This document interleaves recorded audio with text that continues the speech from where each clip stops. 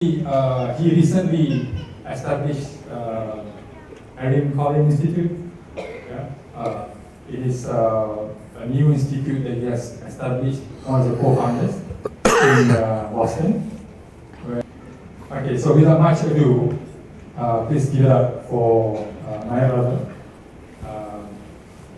my teacher, and my friend, Suhaib Webb.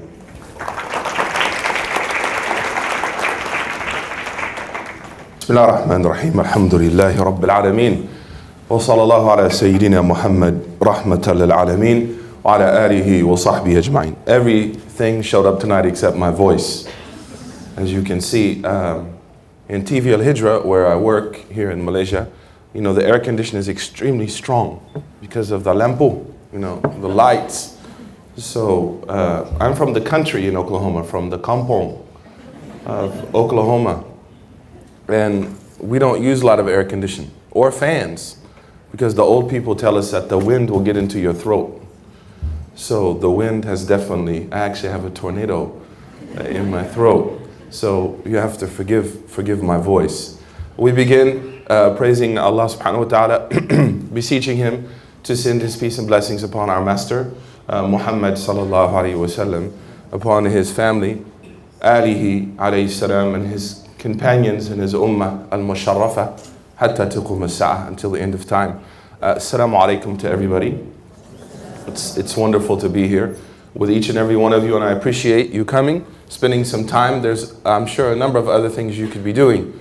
So making that sacrifice, may Allah subhanahu wa ta'ala bless you. And the Prophet said, whoever went out to seek knowledge, وَمَاتْ فِي سَبِيلِهِ لِيُحْيِي الْإِسْلَامِ, whoever left their home to seek knowledge and they died, and we ask Allah to extend our life, then if they die in that state of seeking knowledge, then he said, مَا بَيْنَهُمْ وَبَيْنَ الْأَنْبِيَاءِ إِلَّا دَرَجَةٌ وَاحِدَةٌ, that in the hereafter there will only be one level between them and the prophets.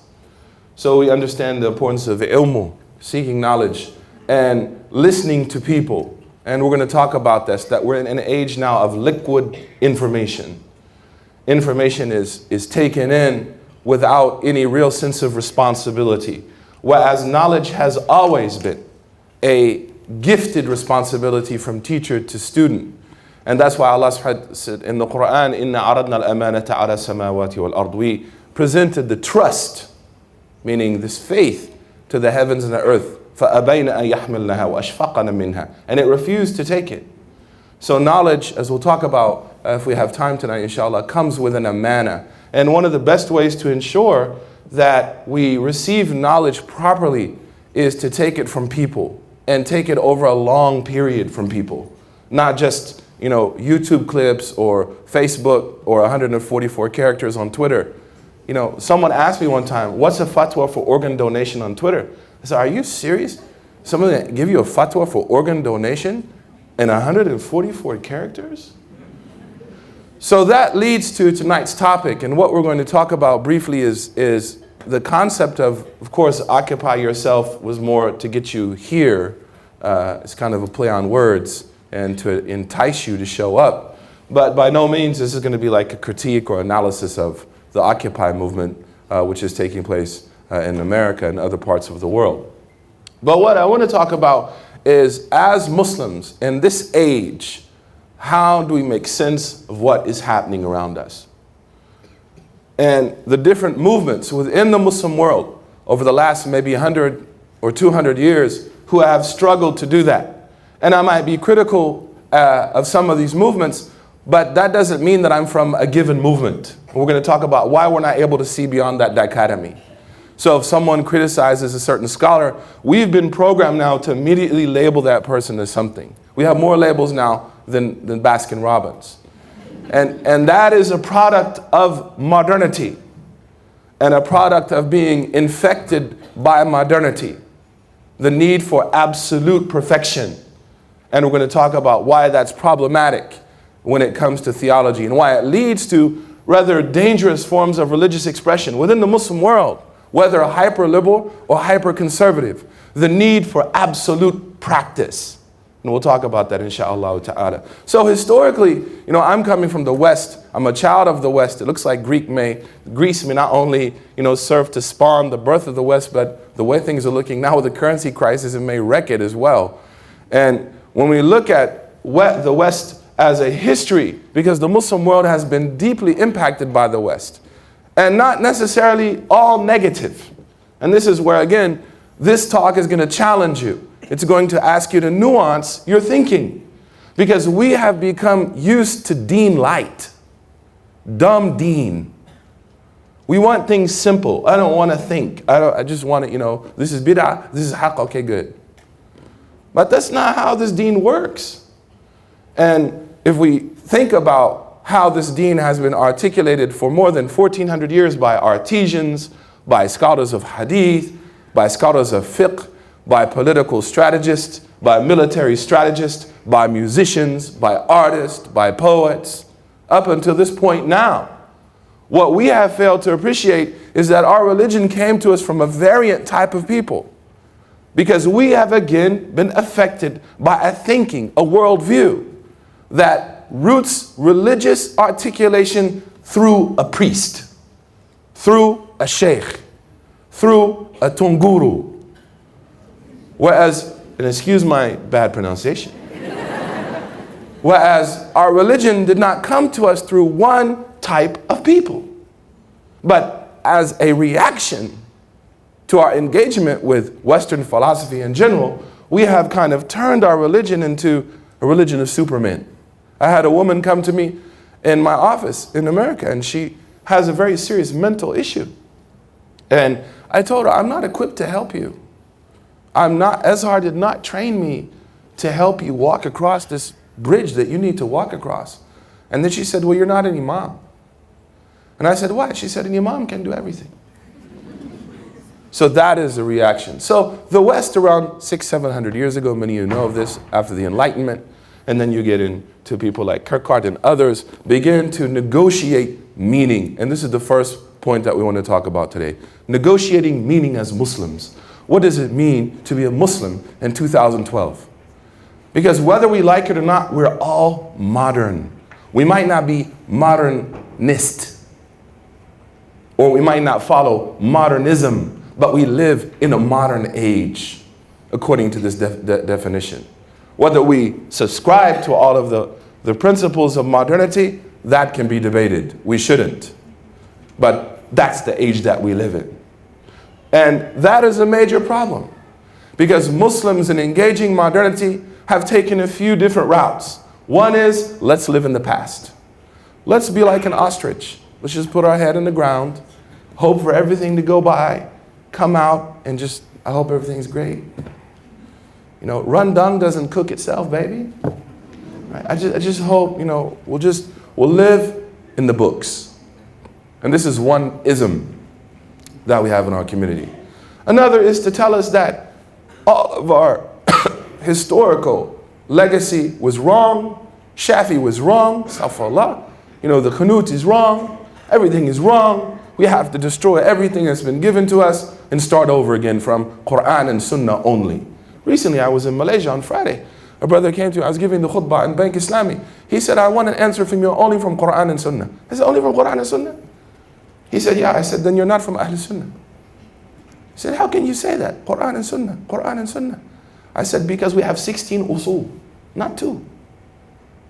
If you only take from those 2, the sum total of legal rulings that came explicitly from Quran and Sunnah are 3%. The other 97% came from masalih al-mursala, al-qiyas, al-urf, ijtihad, saddu dhara'a, mara'at al-masalih, إحياء المقاصد, تحقيق المناط, تخريج المناط. And if you're saying, I don't know what he's talking about, then don't talk about these things. And that's what he told me. He said, I don't know what you're talking about. Then I said, the default for you is to be quiet. No, I said it sincerely, because Allah says, وَأَن تَقُولُوا عَلَى اللَّهِ مَا لَا تَعْلَمُونَ. So one of the reactions of dealing with modernity is a hyperized return to what the Salaf were upon.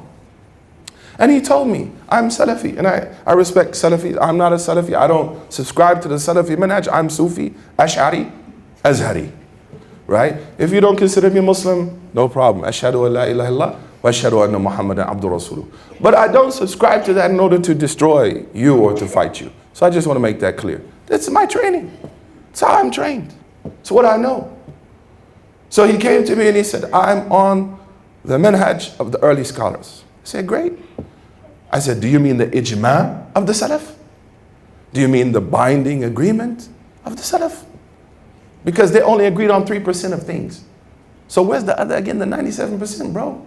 Occupy 1%, B. He said to me, good brother. And I said this to him as a father who loves his son, not to debase him, not to make him feel, gila or something, but to speak to him as though I care for him, as though I love him. And I said to him, I don't have a problem with you, but we differ here. We can differ without being, as Martin Luther King said, disagreeable. We can differ without being disagreeable. Again, a product of modernity.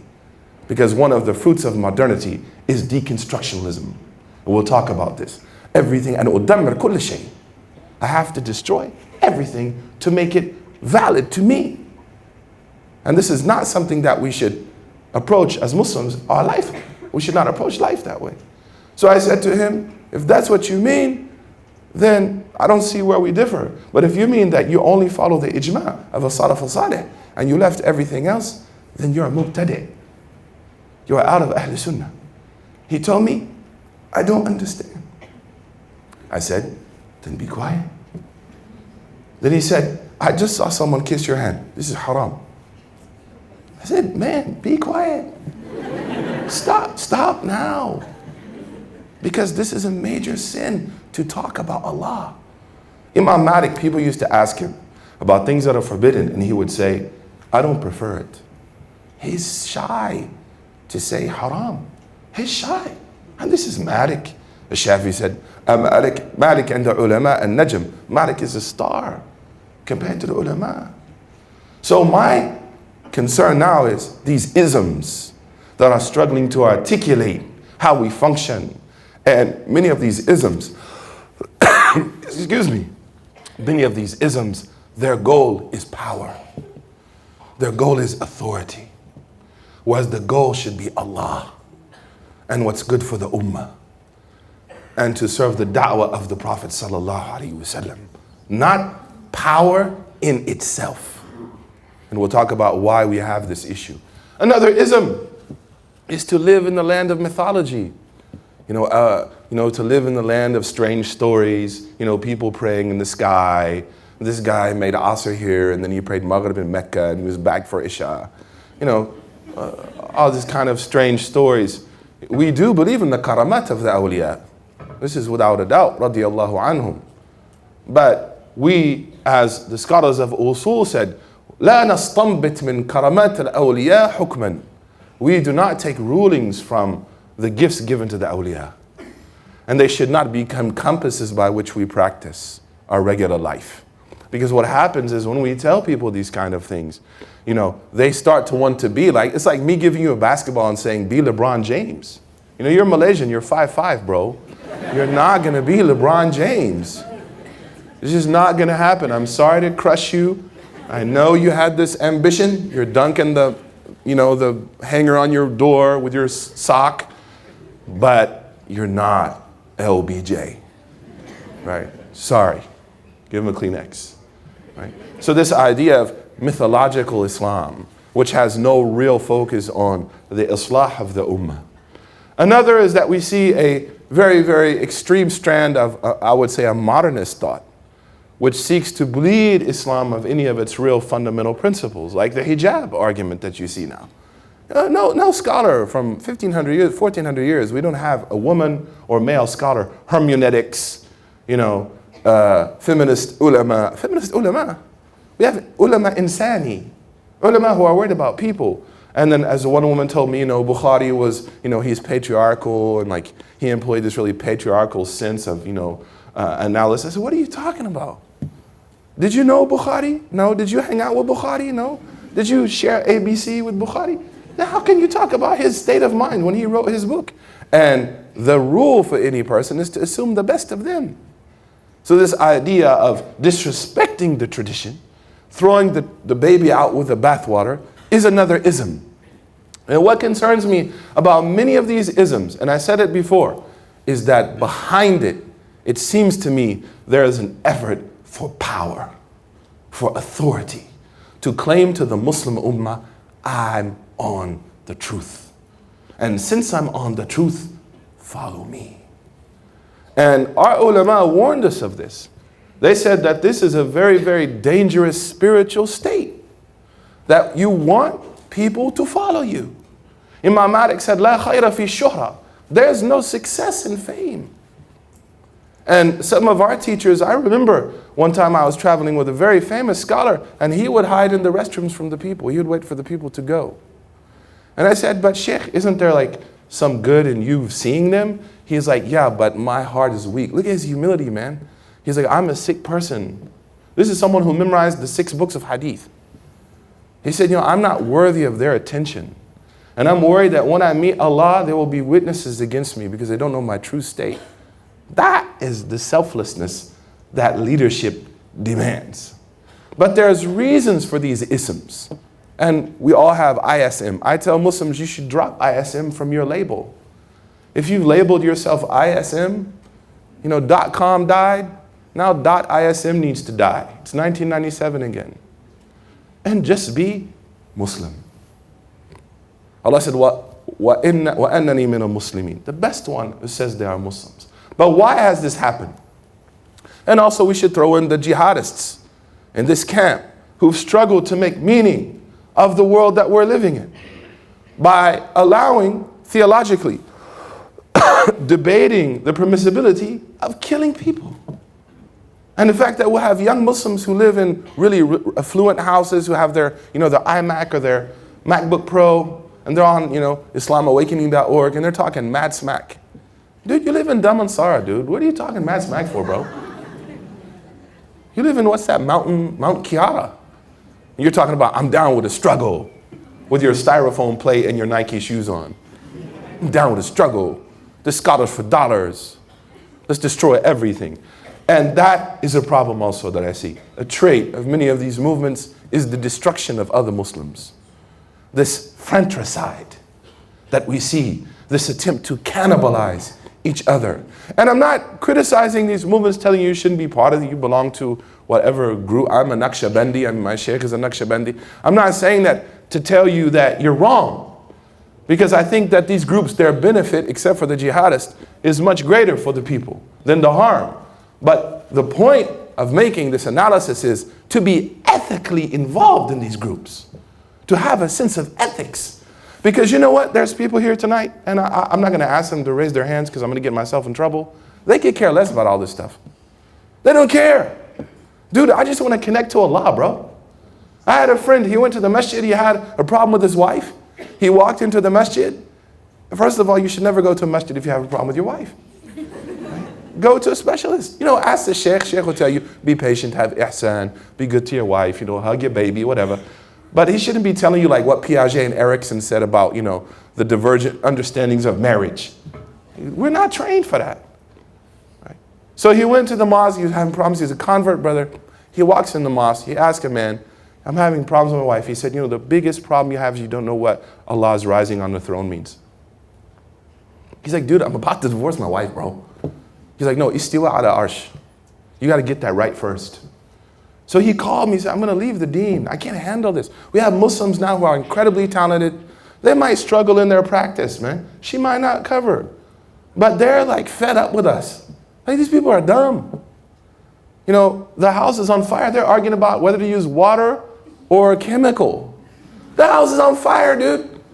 Put the fire out. Well, should we use a hose? What temperature should the water be? Is the water, on the manhaj of the early firemen? Is it like, is there some mystical dua we should? And these people, vast majority of Muslims, are very frustrated with us. And they're saying, these people are molesting this religion. And what they're doing is, and we're seeing this across the world, people are not leaving Islam, they're leaving Muslims. They have their deen. They pray, they fast, they make hajj, they pay zakah. but they don't want to involve themselves with the community. Because of these isms, we're so busy killing each other, this theological fratricide, that we're not able to build. As long as we are not collectively able to solve the world's problems, the Quran will be a witness against us.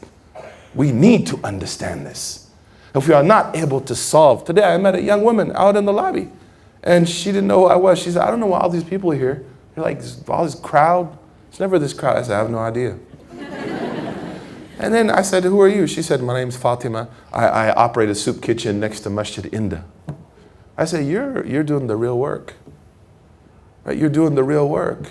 So if all of our weekend courses, all of our umras, all of our Facebook tweets, and so on and so forth, we are not able to solve the basic crisis of Malaysian society. Poverty, people that don't have food, malnutrition, orphanages. We are a parody of theology. We are walking hypocrites. Because the Prophet, and I told her this, I said, I give you good news. She said, why? I said, when the Prophet was asked, what's Islam? He said, it'amu ta'am. When the Prophet was asked, what's Islam? He said, to feed people. It's a very simple thing. So the West, around 600-700 years ago, many of you know, they began to negotiate meaning. And I wanted to touch on different ways that we have negotiated meaning. But there's a fundamental difference. The West attempt to negotiate meaning was horizontal. The Muslims' attempt to negotiate meaning is vertical. And that is a fundamental principle that we need to understand. Not across the board. The Catholic Church is still trying to negotiate meaning at a vertical level. The evangelical movement in America, for example, is trying to negotiate meaning at a vertical level. But Islam taught us a binary reality, that we negotiate meaning through two ways, vertically and horizontally. Do you understand what I mean by this? Through our relationship with Allah. And secondly, where did you go? And secondly, and I'm not giving Allah subhanahu wa ta'ala a direction. I'm using this as a metaphor. وَلِلَّهِ الْمَثَلُ الْأَعْلَى. But in the Quran, you find something incredible that illustrates this. Allah says in Surah Al-Dhariyat, وَفِي السَّمَاءِ رِزْقُكُمْ.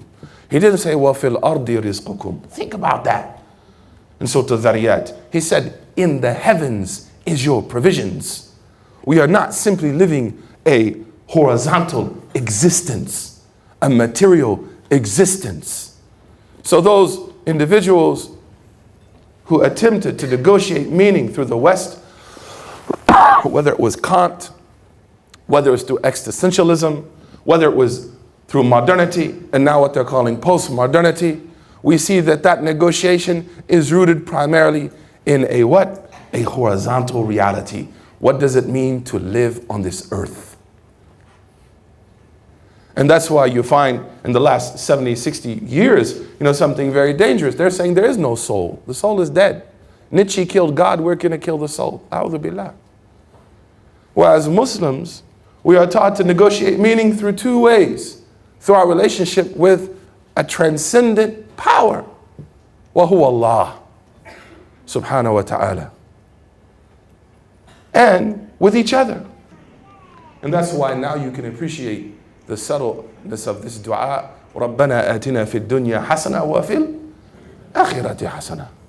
We tie the earth and the heavens together. And that empowers us in this age. In Boston, in 6 months, 95 people converted to Islam. A 19-year-old Puerto Rican woman walks into my office and said, where are the Muslims? Do you know what it's like? Because Puerto Rican women are very beautiful. They're like the Cantonese of America. And sorry, KL sisters. And I'm just saying what I heard. My wife is here. I'm not saying that as a ruling. Just I heard it from him, the architect's husband. You're gonna build something tonight, boy. So she came into my office and she said, I have been objectified to the point that I begin to see myself as an object of sex. And then she said, I read your Quran. And she said, I have a question for you. Where are you people at? This makes sense. And she just read Fatiha, took Shahada. Now she's, mashallah, married to a brother. She works at Foot Locker. She's a great sister. Right? But she was like, this is the language that gives meaning to me. It makes sense of the heavens and it makes sense of the earth. So I want us to be able to appreciate this. And I'll give you some books you should read. I challenge people when I talk. You know, it's not simply about listening to a lecture. Oh, that was cool. That was awesome. Wow, I feel great. It's like Red Bull. No, there's a book you should read by Stanley Grantz, G-R-N-T-Z. G-R-E-N-T-Z. He was an evangelical sociologist / genius. He wrote a book called A Primer on Postmodernism. Read that book. You should have a study circle around that book. A Primer on Postmodernism. I'll put it on Facebook, inshallah, for you. And he talks about some of the things I've mentioned here. But what he doesn't understand, or what he's not able to talk about, is how Muslims have reacted to this attempt by the West to negotiate the horizontal reality. And where that led the West is to destroy everything. Not as a government, not as a people, but certain philosophers. And when I say the West, I don't mean everyone. My mother makes me pray before I eat till now. She's a Christian. So you're going to pray before you eat. She's negotiating her relationship with the heavens. Not all Western people are as we've assumed them to be. We should nuance this discussion, of course. But now we're talking about philosophy and its impact on the academy in general, where we study, even here, and how it leads to a mindset, to the point that you can find activist Muslims saying, you know, it doesn't rationally make sense to believe in God, but I just believe in him. This is a statement of kufr. And this is someone who's, quote unquote, practicing because of the mindset they've adopted. They've been affected. It's like the Walking Dead. We all have it. We're going to turn into zombies if we're not careful. So the West reaction when they dealt with the church, and it's very similar to some of the articulations of the church that postmodern and modern and pre-industrial age philosophers dealt with, are very similar to some things we find in traditional Islam. We have to be honest. And when I mean traditional Islam, I don't mean traditional Islam past the 10th century is what I'm talking about. Not pre-10th century, Hijri. An understanding of traditional Islam that's been articulated. That creates, for example, a priest class. That creates, you know, a system of absolute surrender. You know, they say you should be with the sheikh like someone who's getting their ghusl when they're dead. Come on. The sheikh, if we ask us to look at the seerah of the Prophet ﷺ, what endears the Prophet to all of us is his transcendent ethics, an incredible sense of honor, but his beautiful humility. It's very difficult to find a talented, humble person, wallahi. And that's why one of my teachers used to say that talent is a gift, but humility is the wrapping paper that you put the gift in. So the Prophet ﷺ, who his wife Hafsa used to tell him, is that from you or from Allah? If he said it's from me, she's like, no, I ain't feeling that. That means, sorry, in English slang, we don't understand. It means, you know, I don't agree with that. This is Hafsa. The Prophet didn't tell her, do you know who I am? I'm the Prophet of Allah. Be quiet. So you're my husband, man. We find Musa with Khidr. إِنَّكَ لَن تَسْتَطِيعَ مَعِيَ صَبْرًا وَكَيْفَ تَصْبِرُ عَلَى مَا لَمْ تُحِطْ بِهِ خُبْرًا قَالَ سَتَجِدُنِي إِنْ شَاءَ اللَّهُ صَابِرًا وَلَا أَعْصِي لَكَ أَمْرًا. The ulama agree that the maqam of Musa is higher than Khidr. But when Khidr tells Musa, you don't know. He doesn't say, do you know who I am? I'm Musa. I spoke to God. The days of bullying people with theology need to end. The days of creating this legion of saints that intimidates people with intangibles is over. Because it doesn't work. It appeals to the nafs. Do not live your Islam through me. Do not live through Suhaib vicariously, but live Islam for yourself and your Lord. Because I am not responsible for you, and you are not responsible for me in front of Allah, unless I say something, God forbid, that will misguide somebody. So that understanding also led to reactions in the Muslim world, to traditionalism, and created a sense of rebellion. So the West also had the same reaction to the Catholic Church. It rejected the Catholic Church, Luther, and it brought in the state of the mind. And then you have Schumacher and others with hermeneutics, saying everyone has a right to interpret the Bible according to their own meaning. As Muslims, alhamdulillah, we're not going to go this far. There are parts of the Quran that we interpret for ourselves that have meaning to us. Like a mother who lost her child, and she reads how Musa's mother lost her child. Maybe she will shed tears because it reminds her of her own condition. Someone who's been given a promotion, and they read, "Ya'izzu man yasha." Allah raises who He wants. This is meaning in Quran. Because the Quran answered the dilemma of the West. That the majority of verses, as Al-Razi mentioned, are verses that each and every one of us can have a direct relationship with. And the minority are those verses left to the ulama. So this balance was there. But how did they react to this? Is to destroy. What's called tadmiriyah, falsafa tadmiriyah, destructionism. The idea that in order to understand reality and to make sense of the world I live in, I have to destroy everything. I have to peel it. And now you see this in some Muslim movements. The need to destroy what our classical scholars left for us. The need to upend the usul, a'udhu billah. The need to flip Islam on its side. And my fear, again, is that this is a message of power. Once a young Malay came to me and said, "I don't pray Qunut in the surah." What's up? I was like, "I'm Maliki, we pray Qunut differently anyways, bro. We pray before the ruku." And then I said to him, "You know what? Your words are not, like there's no nur in your word, man. There's power in your words. The need for power because you're not comfortable with your own meaning. So in order to have a sense of meaning, you have to debase others and destroy them." Now that takes us into occupy your soul. And what I talked about now, I had planned to, actually, this is a series of lectures. I'm just giving you some bullet points and my voice is not going to hold up also. But that book that I referred to is an excellent book that you should read. And it will give you kind of an outlook on it. And again, if you belong to any group, I'm not here to attack your group. What I'm here to say is be ethical if you belong to a group. Don't make your discourse power. I remember once in America, there was a group coming to one of our cities. And a member from another group said, "You know what, we need to destroy these guys." I said, "SubhanAllah, are they like, you're making jihad on them? You're going to order to like kill them?" He's like, "Oh, no. I said, "But listen to the words that you're using, the verbs that you use tell a lot about your spiritual state, man. You said Muslims and destroy, good and destroy."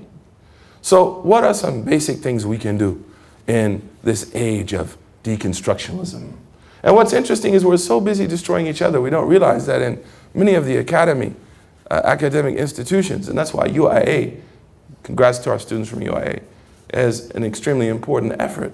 Because at an academic level, there is an attempt to deconstruct Islam, whether you like it or not, to peel it. And there was recently a documentary in England, maybe some of you saw it, an attempt to historically deconstruct Islam. So what are some basic points of advice I can give you? Number one is that Islam left you with three important things. You should hold on to them. Number one is Islam. What does Islam mean? Submission to Allah. To submit to Allah. To practice the basics.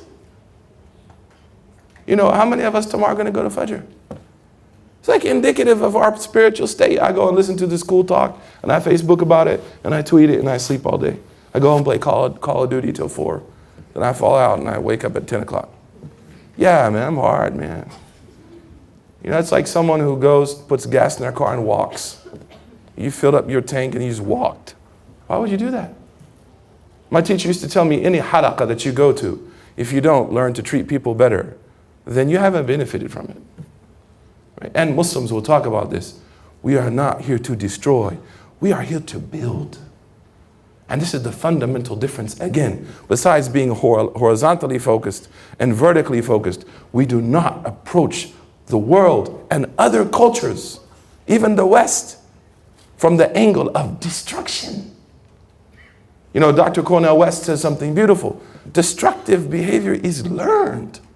It's not in our fitrah to be destructive. Our fitrah is to change and build.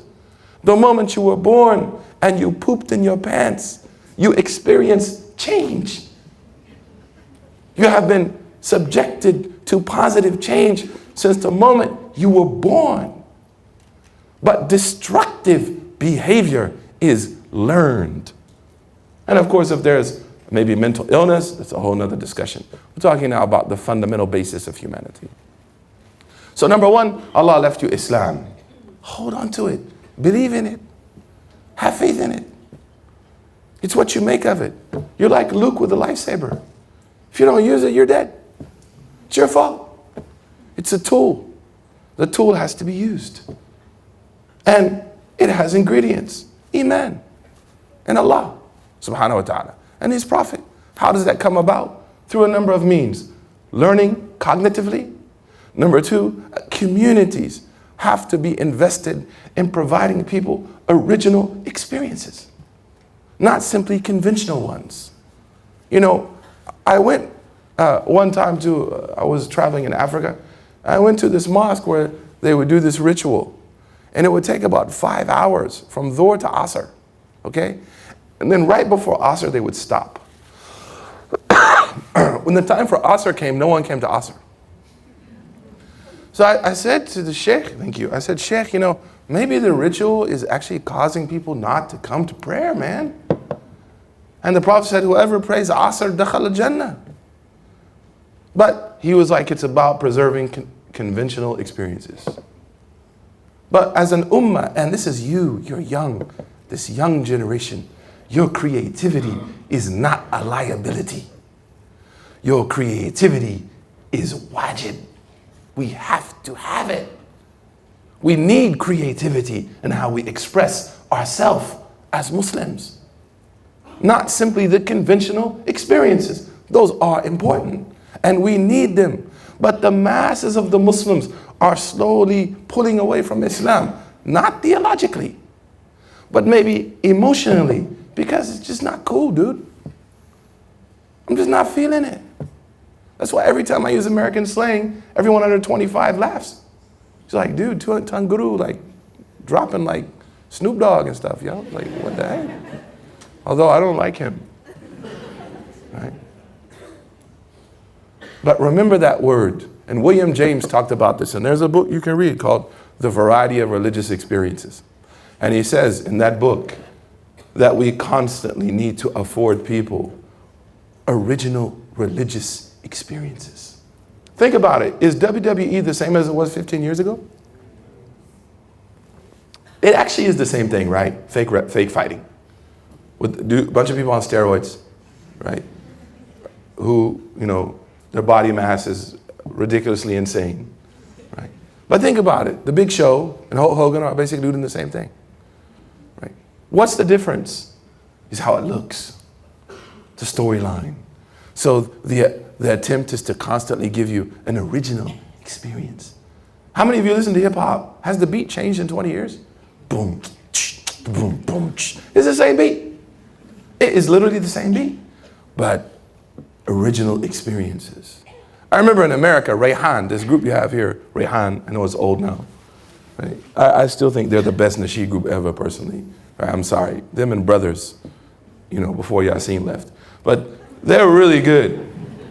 And I remember, no offense to that brother, I'm old school, but I remember in America, we had never heard Tala Badru like that. You know, we had like Tala Badru, you know, okay, cool, it was great. But these guys showed up like bass, boom, boom, right? And then Tala Badru. And you would literally see American Muslims, they don't speak Malay. They're like, ucha, blah, alhamdulillah. Like, man, how do you know that? How do you memorize that song? And they're like, you take a picture with like this gora, you know, this orang putih, he's like, senyum la. How do you know senyum? It's like, senyum la. Like, oh my God. So I told my wife, man, we boleh check Melayu, you know? Because Rayhan, right? Why? It was an original experience. Now you have Mahazain, right? Mahazain has added to that original experience with like auto-tune and, you know, all those kind of interesting things, right? And I consider that as an obligation, not only commendable. Remember, Daniel, beloved friend of mine here, YMP, what's the most memorable tour you ever did? It's the arts tour, right? The skater and Muhammad doing the graffiti, because it was an original experience. I remember we were at the skate park and there were like these Muslim skaters listening to Lupe Fiasco kick push. And they're like, dude, like Muslims can skate? They're like, what's your name? He's like, my name's Ahmed Khairullah. Like, Ahmed, like, you didn't, he's like, well, I didn't know I could be Muslim and skate. I mean, simple understanding, right? I didn't know I could be Muslim and skate, dude. Wow. I was like, no, tashahud. Right? But in the sense of an original experience. So with Islam and Iman and Ihsan, these are the three things we've been given, right? The need now, as one of our scholars said, we are in an age that needs ibda' more than iftah. We are in an age that needs creativity more than fatwa. And that's why us older folks need to step to the side a little bit. And these young people that do weird stuff, you know, the Baju Quran is like a little different, whatever, it's not flowers, it's, you know, a fern or something. Whatever, right? But we have to allow this younger generation to express this creativity because it's what speaks to the West. And it's what speaks to the East. It's what speaks to people around us. I remember I wore this to a national security meeting in Washington, D.C. I was invited. And I walked in, I had a blue tie on with some blue suede shoes. I didn't wear them here because you're not ready for it. And I walked in and there was this lady, she talked just like Barack Obama. And she looked just like him too. And she said, she's an older woman, and she said to me, who are you? I said, I'm the imam. She's like, what? I said, yeah, I'm an imam. She's like, you know what? I need to talk to you about some spiritual problems I'm having. I didn't tell her, you know, Ibn Taymiyyah said this or Imam Ash'ari. I just wear some blue suede shoes, man. Just chilling. And she's like, I didn't know, like, you're normal. It's incredible. Right? Because within the framework of their own religious experience, they're not having normal experiences. The Catholic Church has been rocked by this molestation issue of children. People have lost faith in religion. So through your creative expression, through the arts, through theology, through fashion. You know, recently, a young African-American woman, she's a fashion designer. She designs only what would be considered Muslim, you know, politically correct Muslim women clothing. And she tweeted me, she said, you know who just bought something from me? She's like, Vanessa Williams, man. She just took my number. And she's like, this dress has like something in it. It's different, right? So I believe we've, in the name of these isms of authority, trying to shut Muslims down, we have limited the creative ability of people. So we'll see a sister who might have an incredible idea and she doesn't wear hijab. We'll say she can't be involved. Why? She doesn't wear hijab. What are you talking about, man? Or a brother doesn't have a beard. You know, he can't be involved. Malay, you don't have this problem anyways. Right? You know, you don't have beards, most part. He can't be involved. Why? He doesn't have a long beard. Why are you going to push him out? Because through those creative endeavors, they are experiencing ihsan with Allah through their own trajectory. So three things: Islam, Iman, and ihsan. And the way to strengthen those are individual responsibilities with Allah. Learning, practice, ethics, a commitment to ethics. No one should leave this talk tonight and hate his wife, or hate her husband, or hate their parents, or hate their siblings. Your heart should be soft. You should go to them and ask them to forgive you for Allah and start fresh. In light of having original experiences that are rooted in authoritative theology. This is so important for us now. I remember when Malaysians came to America in the mid-90s, we were very hardcore. We said cartoons were haram. Right, so you know, MISG, right? They come with their cartoons. You know, Malaysians, you love those little Muslim cartoons. Like with a little white tudong and everything. And I remember we were like, man, Malaysians are crazy. Why? Man, they have cartoons. It's a big thing for us. And then I talked to one of the Malaysian brothers and he said, you know, these cartoons attract a lot of people's attention. Right? And it's not violating something from Quran and Sunnah. The second is to be involved ethically in your community. I consider it mustahab to have a garden. Every Muslim, if you have the ability to have a garden, you should have a garden. Because the environment is going to come after us soon.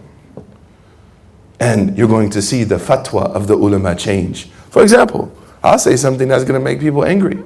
I think it's wajib to only have one car. Why a family has 20 cars? What are you doing to the atmosphere? What are you doing to the environment? Real talk. Fiqh should discipline us. Fiqh is rooted in tasawwuf. This is the tasawwuf of our age. The tasawwuf of our age is fair trade and buying ethically. So if someone is yelling about Syria and wearing Nikes that were made in a sweatshop in Indonesia, they are hypocrites. You're a parody of justice. How could you scream about jihad and you yourself are wearing clothes that people were oppressed to make for you? How could you scream about Fir'aun this, Hosni Mubarak this, Obama this, and you yourself are eating and wearing clothing and your foundation that was used to destroy communities economically and socially? 2/3 of the apparel industry in America is still ran on sweatshop labor in America. The Department of Labor released these statistics. You know, we had all these hippies headed to Indonesia to, go camp out in front of Nike. But when the Department of Labor said 2/3 of apparel factories in America have sweatshop conditions, people marched back to America and went and found these sweatshops and demanded that these people are paid fair wages. Tiger Woods in 2004 signs a $400 million contract with Nike. And a person in Indonesia who works in one of the sweatshops makes $1.60 a week, making Air Jordans. Air Jordans. So secondly is ethical commitment to your community and to focus on local things. Yesterday I was moved to tears. I don't know the name of the orphanage. Brothers YMP took me to this orphanage. And forgive me for not knowing the name. During the Q&A someone can mention it. And I met children there who are victims of incest, man. Muslim children. Victims of incest. And I met some of these young, brilliant people going to teach them English for free. So now, bole check them English. Alhamdulillah. Learn how to go to school. Alhamdulillah. Asking people how to go to college. Alhamdulillah. This is where the real work lies. Do not fall into the fantasy. And this is the problem I have with the Occupy world right now. And the language of revolution, that it's rooted in power, and then secondly, it's rooted in impossible things. Start with what you can change immediately. So, your consumption. A man died in America, he weighed 650 pounds. In America, people are dying of obesity. In Mali, people dying of malnutrition. They said this man ate in a day enough for 14 people. Ya Allah, brother. 14 people? When he died, they had to weigh him at the zoo. The hospital, they could not weigh him. And now we're seeing these young non-Muslims in America also concerned about what it means to consume and produce. Consume and produce. This is ihsan now. Our consumption. What we wear. I love to wear the baju malai. You know why? Because I know the guy who makes it. I know where the cloth came from. And now I see Malay, I don't want to wear, I want to wear Bob Marley's shirt. I'm embarrassed. Wear a baju, why? You know where it came from, you know who made it. And you're keeping the ringgit in your community at an economic level. To think that way is to think as a mu'min. We don't like to think that way. I told you it would challenge you. What kind of food do you eat is halal. But how were those chickens kept? Were they tortured? If you look under the leg of a chicken, you see burn marks. It's because it's set in its own feces. Is that halal now?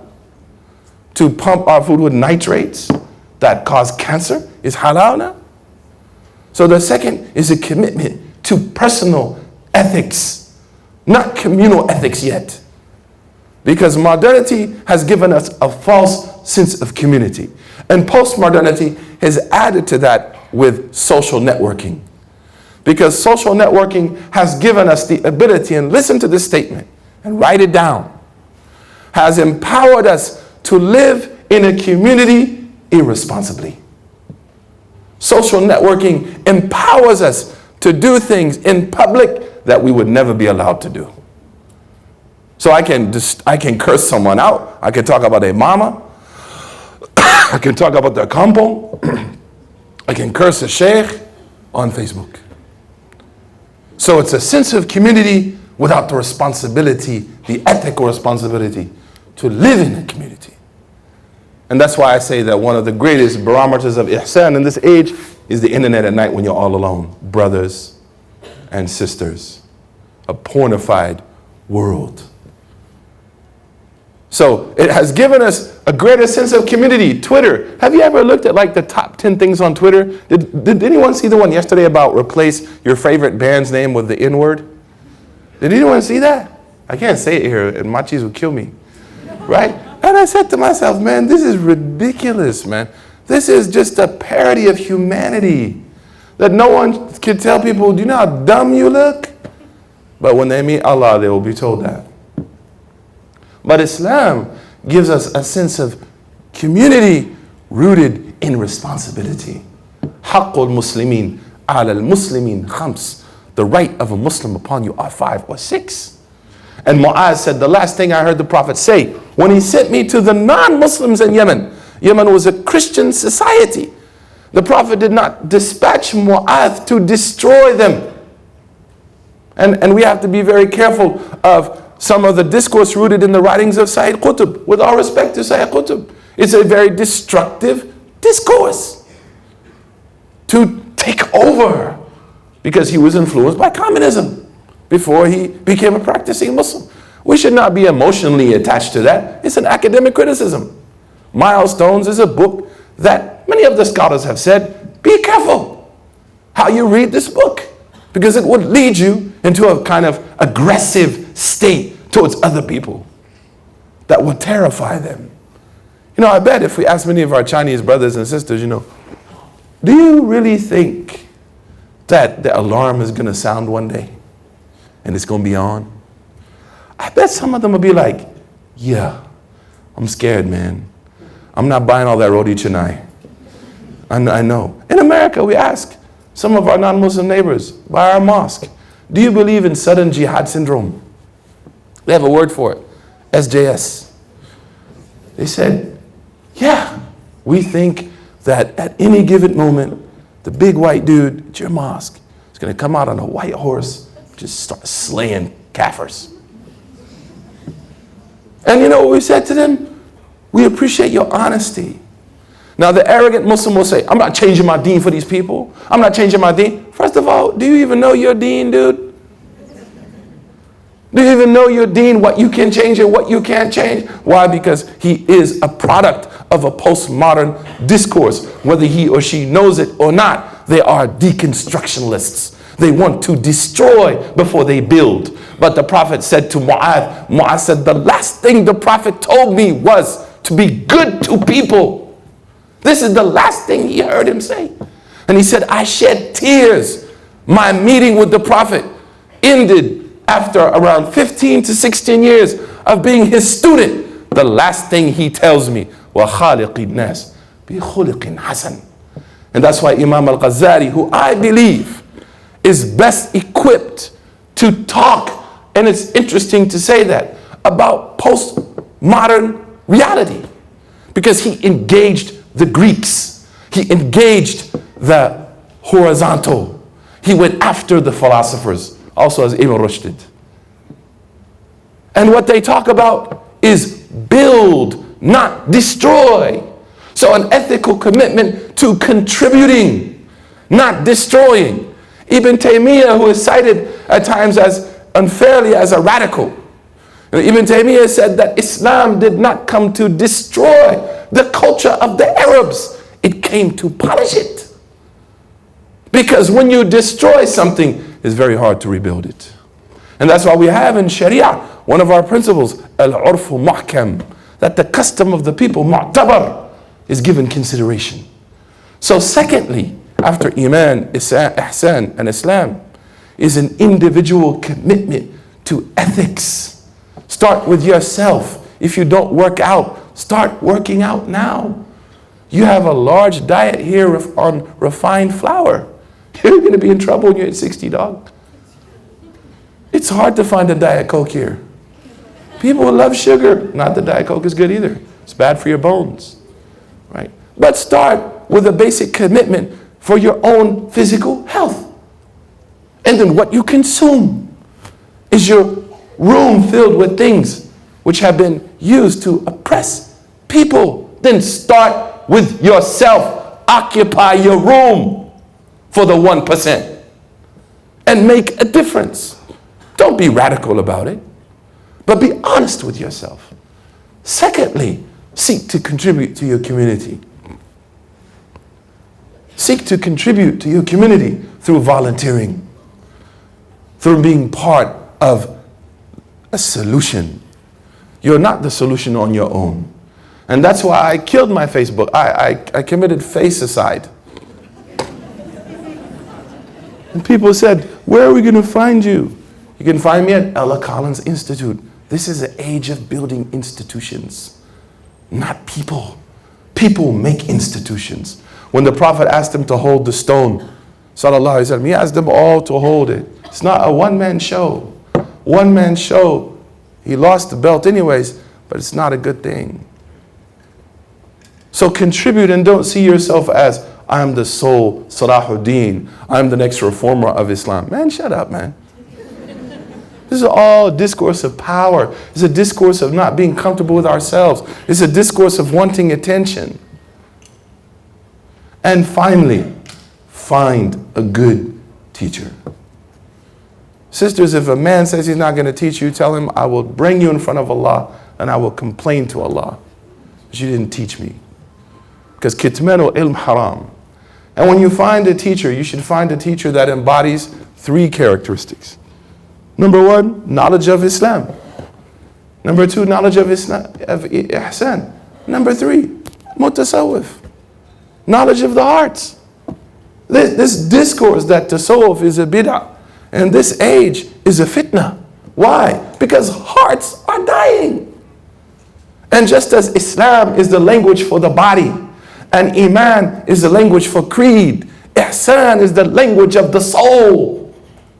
But because of this battle to control, the battle of the isms, right? It leads to an unfair analysis. So what you find that agrees with the usul of Islam, whether you call it Sufism, whether you call it Ihsan, whether you call it Tazkiyatun Nafs, I don't care what you call it. La mushahata fi istilah. But you know and I know that the soul in this age is empty. It is very difficult, especially for you, because we live in an age where we've been divorced from teachers. We have been divorced from murabbis. Now, I'm not talking about following people that tell you to do crazy stuff. I was watching a TV show once in Malaysia. I'm not going to say what channel, but it wasn't Hijra. I'll let you know that. And this woman called and she says, I have melanoma. I have a massive, cancer. I'm dying. You know what the sheikh told her to do? This person who acts like he's a sheikh. He said, I don't even have this kind of bug in Malaysia. There's a lot of bugs here. But there's this one bug, it like makes a nest in your house, in the pondo. So he said, you should go and take that nest, right, and boil it. And then you should get the air masjid, the old mosques have the water. You should go to 7, I don't know why it was 7, and take air from those, and then you use that to boil it. Then you drink it, you'll be fine. Cancer's gonna be gone. And she was like euphoric. I don't need to go to Mayo Clinic. No, you don't need a Mayo Clinic, you good. You need Ayar Masjid. That is scholarly irresponsibility. That is creating to more secularism in the Muslim world than any secularist could ever hope for. Because people watch that on the news and they say, man, these people are stupid. These people are crazy. He just told her to drink an insect nest, man. Ew. Gross. And she gonna do it. Guzzle, guzzle. So when I say find a scholar of the heart, as Imam al-Junayd, he said, rahimahullah, as I finish, That's someone who agrees with Quran and Sunnah and the usul.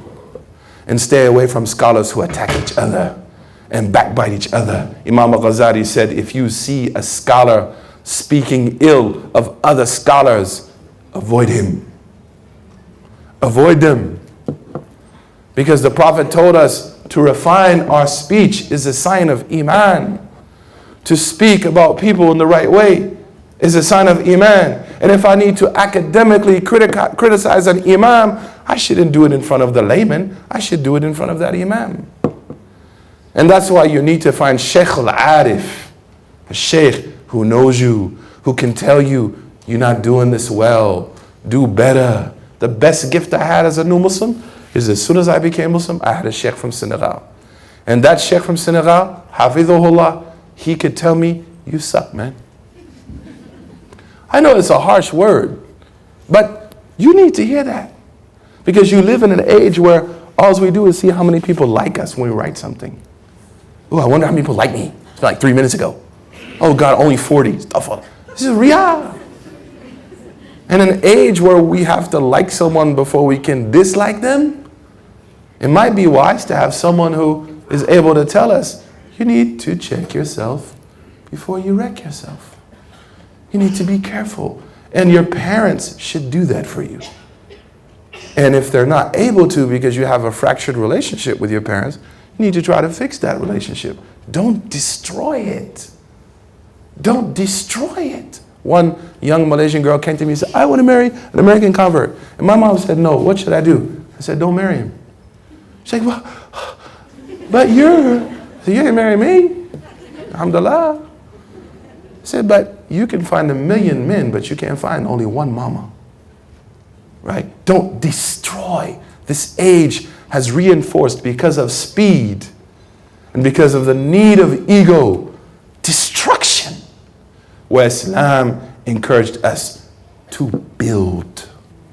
So first, build yourself educationally, communally, ethically.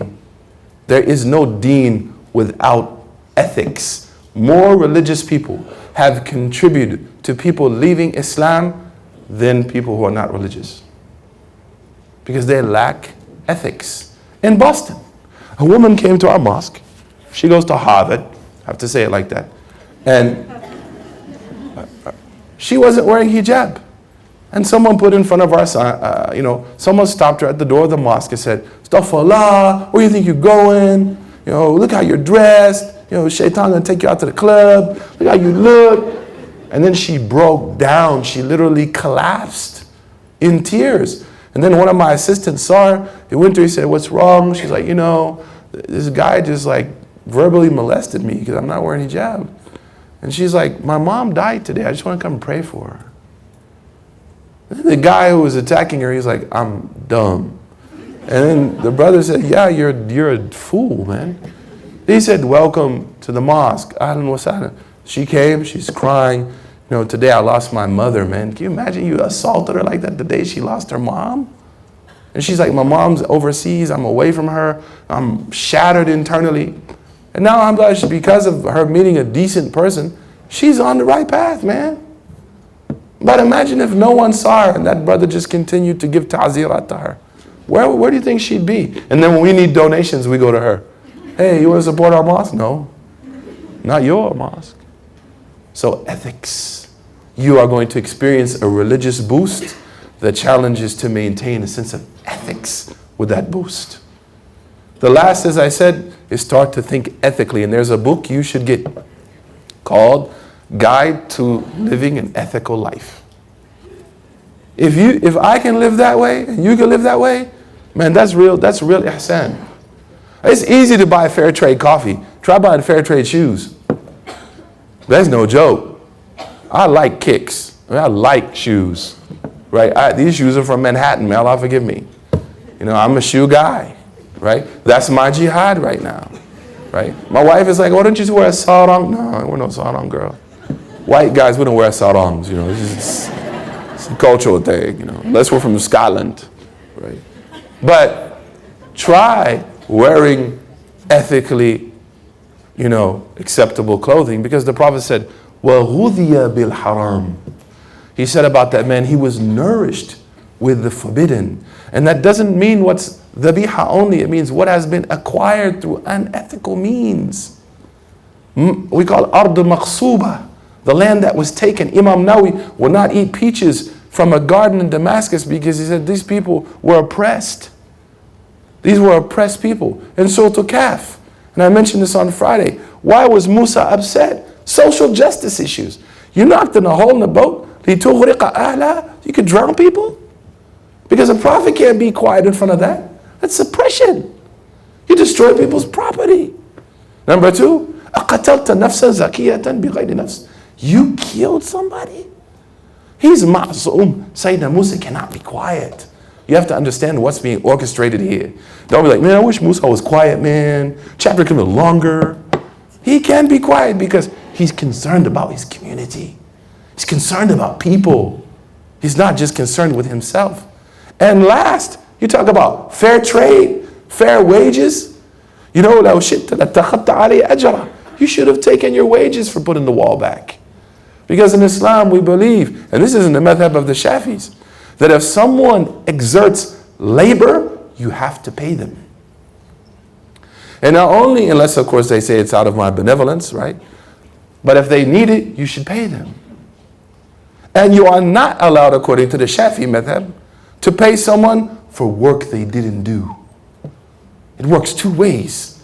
Before we had employer rights and employee rights, we had Imam Shafi, rahimahullah. And before Imam Shafi had Sayyidina Rasulullah, sallallahu alayhi wa sallam. So Musa says to him, you know, why didn't you take the wage? Because we don't oppress the worker.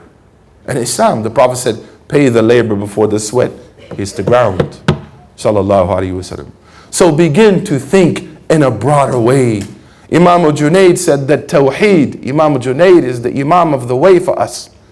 Imamuna, he said that Tawheed is to surround yourself with good people.